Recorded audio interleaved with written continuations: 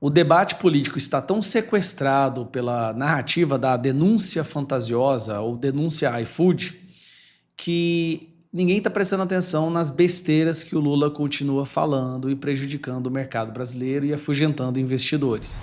Lula, seguindo o conselho do nosso herói Sidônio, deu mais uma entrevista hoje para uma rádio não sei aonde, e durante essa entrevista, o Lula... Bom, vamos lá. Uma das coisas que está destruindo a economia no Brasil é a falta de confiança dos investidores, dos empresários, de que o Brasil não tem mais responsabilidade fiscal. Ou seja, o Brasil gasta muito mais do que arrecada, em contrapartida isso torna o Brasil um ambiente mais perigoso para o investimento, com certeza vai aumentar os juros, e se o Brasil gasta mais do que arrecada, o governo vai tentar criar mais impostos e tributos para poder equilibrar a balança. Esse é um dos motivos principais do dólar ter explodido, do investimento ter ido embora, do Brasil estar em declínio aos olhos dos investidores internacionais e ter se tornado um ambiente tão hostil hoje. O que o Lula fez? O Lula dá uma entrevista e fala que não está nem aí para esse negócio de gasto, que o povo está muito preocupado com os gastos do governo, que não devia se preocupar. Assim, era a pior coisa que ele poderia falar, ele vai e fala hoje. Dá uma olhada. Desculpa, Clóvis, isso é uma bobagem. Isso é uma bobagem. Nós temos uma experiência muito rica nisso. Ele está falando que é uma bobagem a questão de controle de gastos, tá? Você vê que nós ouvimos esse ano inteiro a discussão, déficit fiscal, o governo está gastando muito. As estatais estão com rombo recorde, o Brasil está com rombo sim, nós estamos com recorde de endividamento, mas para ele isso é bobeira. O que aconteceu no final do ano? O déficit fiscal foi 0,09%. 0,09% é zero. Não foi 0,09%, tá? Foi 0,9%, mas na verdade isso não é real, isso aí é uma fabricação do governo, pegando dívidas do ano desse ano e jogando para o ano anterior. É o que ele sempre faz, né? Aquela coisa que chama fabricar os livros. Para você poder escrever 0,9, tem mais 0 do que 9. Então, porque sabe o que acontece, Clóvis?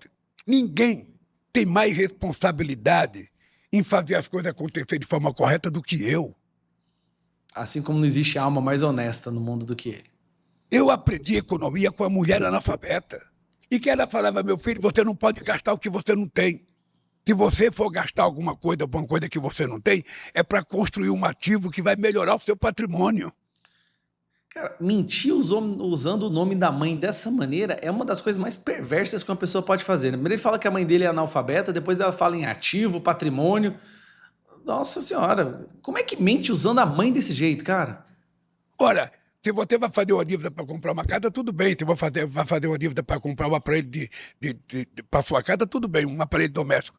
Mas você não pode gastar à toa. Na Presidência da República, você tem que fazer a mesma coisa, você não pode gastar aquilo que você não tem.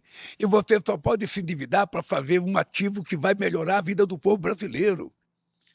Lei Rouanet, 30 bilhões para a Lei Rouanet foi um investimento para melhorar a vida do povo brasileiro. Jogar o Correios e a Petrobras, quase que a falência, também melhorou a vida do povo brasileiro. Esse cara não tem cabimento, não. Eu não estou governando pela primeira vez. Eu fui um presidente que fez superávit de 4,25% nesse país. Eu fui um presidente que... Na época que, dentre os países emergentes, o Brasil foi o que menos cresceu. Naquela época estava tendo boom das commodities, tá? Paguei o FMI. Eu fui um presidente que fez uma reserva de 370 bilhões de dólares, coisa que o Brasil não tinha. Então, quando eu vejo alguns setores, alguns especialistas falar de déficit fiscal de gasto do governo, ele está sendo irresponsável. Possivelmente ele queira viver de especulação. E nós não vamos permitir. Porque se tem alguém nesse país que quer cuidar corretamente da economia, é o ministro Fernando Haddad. Ah, e o ovo, e a picanha, e o café, e o azeite, e a gasolina, e o aluguel. Como é que fica isso aí? Tá cuidando muito bem, não, hein? Se tem uma pessoa que quer cuidar, sabe, do déficit fiscal zero, sou eu. Mas a gente não vai ser responsável de fazer o povo pobre se sacrificar. O povo pobre não tá conseguindo comprar carne nem ovo, Lula, porque você não respeita, você não tem respeito aos gastos. Não vai ser responsável de prejudicar quem já é prejudicado historicamente na vida. É por isso que eu digo sempre, quando for falar de educação, não fale em gasto. Eu estou fazendo mais 6 institutos federais na Bahia, no Rio de Janeiro. De 51, eu e a Dilma fizemos 29 e agora eu vou fazer mais 6.